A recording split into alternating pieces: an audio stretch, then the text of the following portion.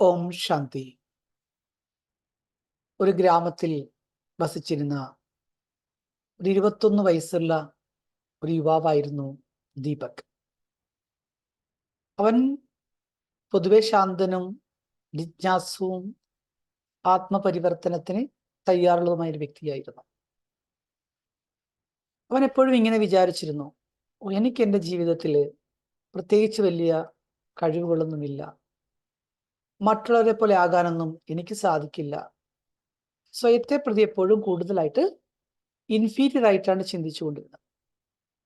ഒരു ദിവസം അവൻ ഒരു പട്ടണത്തിൽ പോയി. അവിടെ വളരെ പ്രഭാവശാലിയായ, ആത്മവിശ്വാസിയായ, ചുറുചുറുക്കുള്ളൊരു ചെറുപ്പക്കാരനെ പരിചയപ്പെട്ടു. അവൻ അവിടെ പലതരത്തിലുള്ള സേവന കാര്യങ്ങളൊക്കെ ചെയ്യുന്നു. ഇതുകൂടി കണ്ടപ്പോൾ നമ്മുടെ ദീപക് മാനസികമായി ശരിക്കും ഡൗണായി. വളരെയധികം ഇൻഫീരിയറിറ്റി കോംപ്ലക്സ് അവനെ ഭരിക്കാൻ തുടങ്ങി. ഒരു ദിവസം ദീപക് ഒരു ആധ്യാത്മിക ശിബിരത്തിൽ പങ്കെടുക്കാൻ തയ്യാറായി. അവിടെ ചെന്നപ്പോൾ അവിടെ നിന്നും അവന് കിട്ടിയ മെസ്സേജ് ഇതായിരുന്നു: ആരാണോ സ്വയം ഭഗവാന്റെ ഗുണങ്ങളെ തൻ്റെ ജീവിതത്തിൽ ധാരണ ചെയ്യുന്നത്, അവരാണ് സത്യമായ നേതാവ്, മറ്റുള്ളവർക്ക് മാർഗദർശിയും ഉദാഹരണമൂർത്തിയുമായി തീരുന്നത്. ഇത് കേട്ടപ്പോൾ ദീപക് ചെറുതായും ചിന്തിച്ചു. അന്നു മുതൽ തൻ്റെ ജീവിതത്തിൽ കുറേശ്ശെ മാറ്റങ്ങൾ കൊണ്ടുവരുവാൻ അവൻ ശ്രദ്ധിച്ചു. ശാന്തചിത്തത, സഹനശീലത, വിശ്വസ്തത, വിനയം, നിസ്വാർത്ഥമായ സേവനം മുതലായ കാര്യങ്ങളിലേക്ക് അവൻ തൻ്റെ ശ്രദ്ധയെ ഫോക്കസ് ചെയ്തു. അതുപോലെ ആയിത്തീരാൻ വേണ്ടി പരിശ്രമിക്കാൻ തുടങ്ങി. അങ്ങനെ കുറച്ചു മാസങ്ങൾക്കുള്ളിൽ ദീപക് ആ ഗ്രാമത്തിലെയും ആ കോളേജിലെയും ഏറ്റവും വിവേകശാലിയായ, നല്ല ഗുണവാനായ വ്യക്തിയായി മാറി. ഇന്ന് ആ ഗ്രാമത്തിലും ആ കോളേജിലും നമ്മുടെ ദീപക് വളരെയധികം സർവസമ്മതനാണ്. ഇതുപോലെ തന്നെയല്ലേ നമ്മളും നമ്മുടെ ജീവിതത്തിലുള്ള ഇൻഫീരിയറിറ്റി കോംപ്ലക്സുകളെ മാറ്റിവെച്ച് നമ്മുടെ യഥാർത്ഥമായ സ്വരൂപത്തിലേക്ക് നമ്മൾ എത്തുമ്പോൾ നമ്മൾ നമുക്കും മറ്റുള്ളവർക്കും എല്ലാം ഒരേ സമയം പ്രിയപ്പെട്ടവരായിത്തീരുന്നു. ഇന്ന് ഭഗവാൻ പറയുന്നു, സർവരുടെയും ഗുണങ്ങളെ കണ്ടുകൊണ്ടും സ്വയത്തിൽ ഭഗവാന്റെ ഗുണങ്ങൾ എന്തൊക്കെയാണോ അതിനെ ധാരണ ചെയ്യുന്ന ഗുണമൂർത്തിയായി ഭവിക്കൂ. നമുക്ക് ചുറ്റും നമ്മൾ നോക്കിക്കഴിഞ്ഞാൽ എന്തെല്ലാം കാണാൻ സാധിക്കുന്നു? ആരെയെല്ലാം കാണാൻ സാധിക്കുന്നു? എല്ലാം ഗുണസമ്പന്നമാണ്. ആ ഗുണങ്ങളെ കാണുകയും വേണം. അവയ്ക്ക് ആ ഗുണം നൽകിയതാരാണ്? ഈശ്വരൻ. ആ ഈശ്വരന്റെ ഗുണങ്ങളെ സ്വയത്തിൽ ധാരണ ചെയ്യുന്നവനാണ് യഥാർത്ഥ ഗുണമൂർത്തി. ഈ സംഗമയുഗത്തിൽ ഏതൊരു കുട്ടിയാണോ ഗുണങ്ങളുടെ മാല സ്വയം ധരിക്കുന്നത്, അവർ തന്നെയാണ് വിജയമാലയിലെ മുത്തായി മാറുന്നത്. അതുകൊണ്ട് ഹോളി ഹംസമായി മാറി എല്ലാവരുടെയും ഗുണങ്ങളെ കാണൂ. ഒരേ ഒരു ഭഗവാനിൽ നിന്നും ഗുണങ്ങളെ സ്വയത്തിൽ ധാരണ ചെയ്യൂ.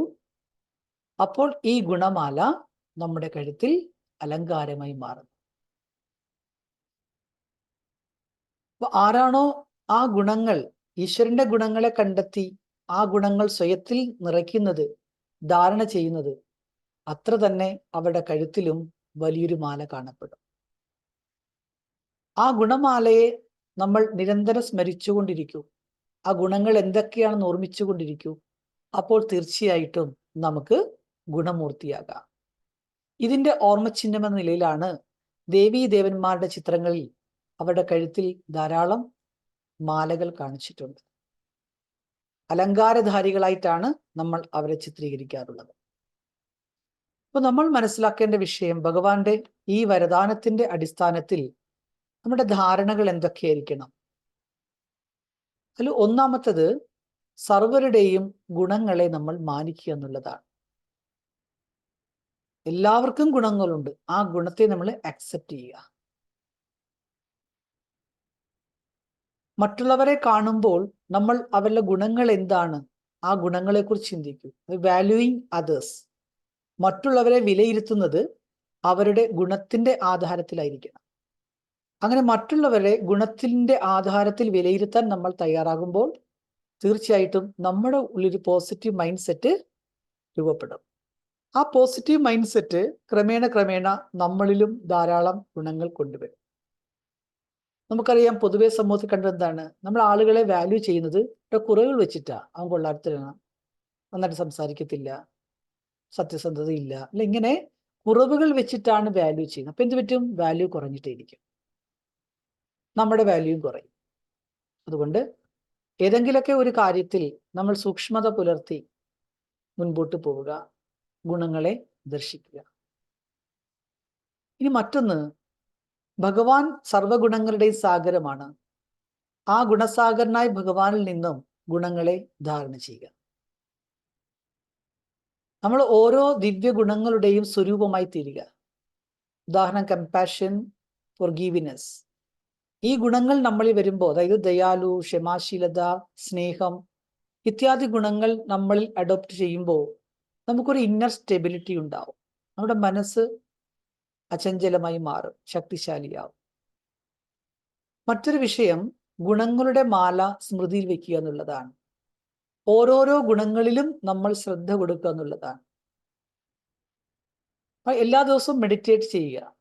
ഏതെങ്കിലും ഒരു ഗുണത്തെ നമ്മൾ അപ്ലൈ ചെയ്യുക ലൈഫ്. ഇന്നൊരു ഗുണത്തെ അപ്ലൈ ചെയ്യുന്നു, നാളെ വേറൊരു ഗുണത്തെ അപ്ലൈ ചെയ്യുന്നു. അപ്പോൾ ഓരോ ദിവസം ഇങ്ങനെ തിങ്കൾ, ചൊവ്വ, ബുധൻ, വ്യാഴം അല്ലെങ്കിൽ കലണ്ടർ ഉണ്ടാക്കി വെച്ചിട്ട് തിങ്കളാഴ്ച ഇന്ന ഗുണം, ചൊവ്വാഴ്ച ഇന്ന ഗുണം എന്നൊരു പ്രാക്ടീസ് ചെയ്ത് നോക്കൂ. അപ്പൊ നമ്മളിൽ എത്രത്തോളം ഗുണത്തിന്റെ ധാരണ വരുന്നത്. പിന്നെ ഗുണങ്ങളെ ധാരണ ചെയ്തു, നെക്സ്റ്റ് എന്താണ്? വ്യവഹാരത്തിൽ കൊണ്ടുവരിക എന്നുള്ളതാണ്. എന്തെല്ലാം ഗുണങ്ങളെ ഞാൻ എൻ്റെ ജീവിതത്തിൽ അഡോപ്റ്റ് ചെയ്തിട്ടുണ്ടോ ആ ഗുണങ്ങളെയെല്ലാം വ്യവഹാരത്തിലേക്ക്, പ്രവൃത്തിയിലേക്ക് കൊണ്ടുവരിക എന്നുള്ളതാണ് യഥാർത്ഥ പൂജ. അപ്പോൾ പ്രാക്ടിക്കലിൽ അതിൻ്റെ ആപ്ലിക്കേഷൻ ഉണ്ടാകും. അടുത്തതായി ധാരണ ചെയ്യേണ്ട വിഷയം എന്താണ്? ഗുണമൂർത്തിയാവുക. അതുതന്നെയാണ് ശരിക്കുള്ള ജീവിത വിജയം. എത്രത്തോളം നമ്മൾ ഓരോരുത്തരും ഗുണങ്ങൾ കൊണ്ട് സമ്പന്നമാകുന്നോ അത്തരത്തിലുള്ള ജീവിതം നമ്മളെ വിജയം കൈവരിക്കാൻ പ്രാപ്തമാക്കുന്നു. അതുകൊണ്ട് ഭഗവാൻ പറയുന്നു, ഗുണങ്ങളുടെ മാല അണിയുക. അവരാണ് ഓരോ ദിവസവും ദിവസത്തെ ജയിക്കണം, ഓരോ ദിവസവും ജയിക്കണം, മറ്റുള്ളവരുടെ മേൽ വിജയം നേടണം. ഇതിനെല്ലാം ആധാരം മറ്റൊന്നുമല്ല, നമ്മളുടെ വാല്യൂസ് ആണ്, നമ്മുടെ വിർച്യൂസ് ആണ്, നമ്മുടെ ക്വാളിറ്റീസ് ആണ്. അതുകൊണ്ട് എല്ലാത്തിലും എല്ലാവരിലും ഗുണങ്ങളെ ദർശിക്കുക. അതോടൊപ്പം സ്വയത്തിൽ ഈശ്വരനിൽ നിന്നും ഗുണത്തെ നിറയ്ക്കുക. ഓം ശാന്തി.